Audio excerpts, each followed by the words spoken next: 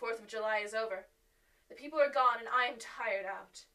John thought it might do me good to see a little company, so we just had Mother and Nellie and the children down for a week. Of course, I didn't do a thing. Jenny sees to everything now. But it tired me all the same. John says if I don't pick up faster, he shall send me to Ware Mitchell in the fall. But I don't want to go there at all. I had a friend who was in his hands once, and she says he is just like John and my brother, only more so. Besides, it is such an undertaking to go so far. I don't feel as if it was worthwhile to turn my hand over for anything, and I'm getting dreadfully fretful and querulous. I cry at nothing, and cry most of the time. Of course, I don't when John is here, or anybody else, but when I am alone. And I am alone a good deal just now. John is kept in town very often by serious cases, and Jenny is good, and lets me alone when I want her to. So I walk a little in the garden, or down that lovely lane, sit on the porch under the roses, and lie down up here a good deal. I'm getting really fond of the room, in spite of the wallpaper. Perhaps because of the wallpaper. It dwells in my mind so. I lie here on this great immovable bed, it is nailed down, I believe, and follow that pattern about by the hour. It is as good as gymnastics, I assure you. I start, we'll say, at the bottom, down in the corner over there where it has not been touched, and I determine for the 1000th time that I will follow that pointless pattern to some sort of conclusion.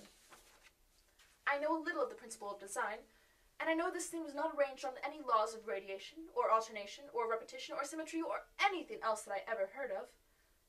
It is repeated, of course, by the breaths, but not otherwise. Looked at in one way, each breath stands alone, the bloated curves and flourishes, kind of debased Romanesque with delirium tremens, go waddling up and down in isolated columns of fatuity. But on the other hand, they connect diagonally, and the sprawling outlines run off in great slanting waves of optic horror, like a lot of wallowing seaweeds in full chase. The whole thing goes horizontally, too, at least it seems to, and I exhaust myself in trying to distinguish the order of its going in that direction.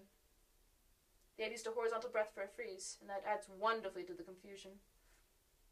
There is one end of the room where it is almost intact, and there, when the cross-lights fade and the low sun shines directly upon it, I can almost fancy radiation after all.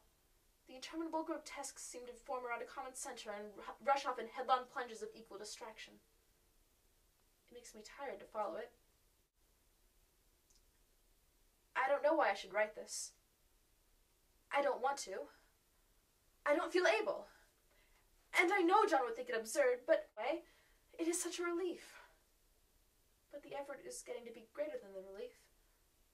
Half the time now I am awfully lazy, and lie down ever so much. John says I mustn't lose my strength, and has me take cod liver oil and lots of tonics and things, to say nothing of ale and wine and rare meat. Dear John, he loves me very dearly, and hates to have me sick.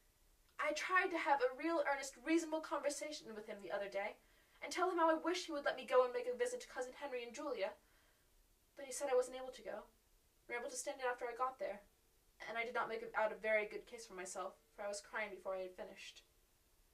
It is getting to be a great effort for me to think straight. Just this nervous weakness, I suppose.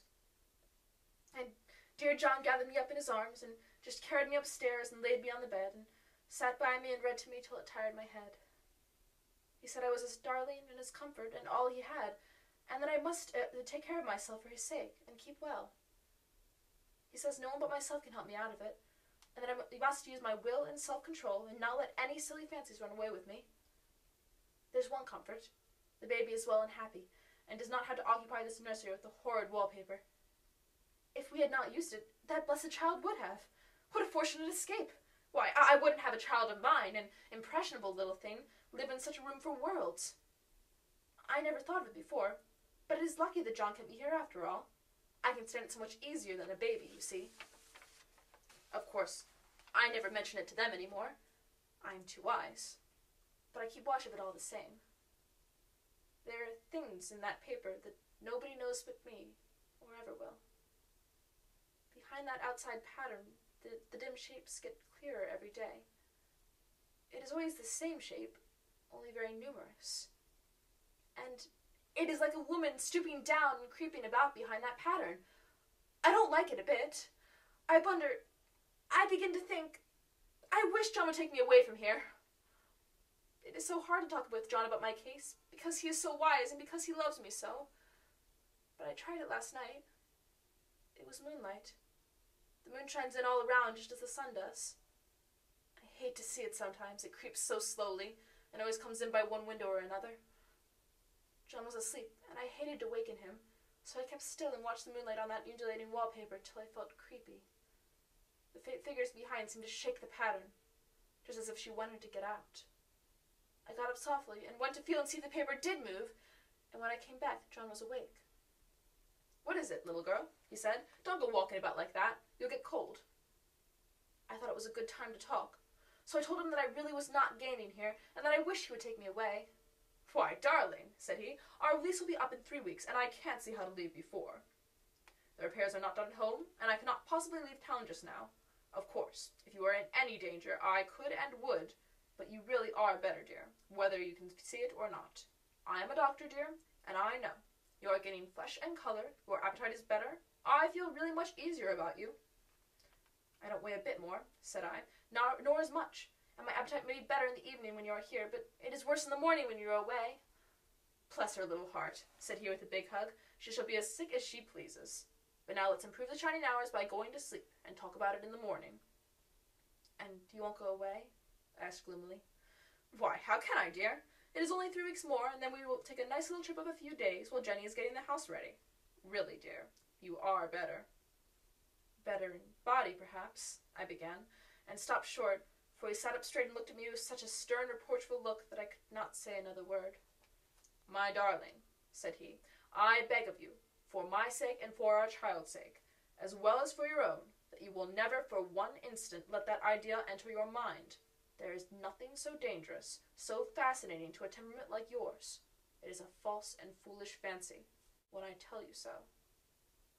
So, of course, I said no more on that score, and we went to sleep before long. He thought I was asleep first, but I wasn't, and lay there for hours trying to decide whether that front pattern and the back pattern really did move together or separately.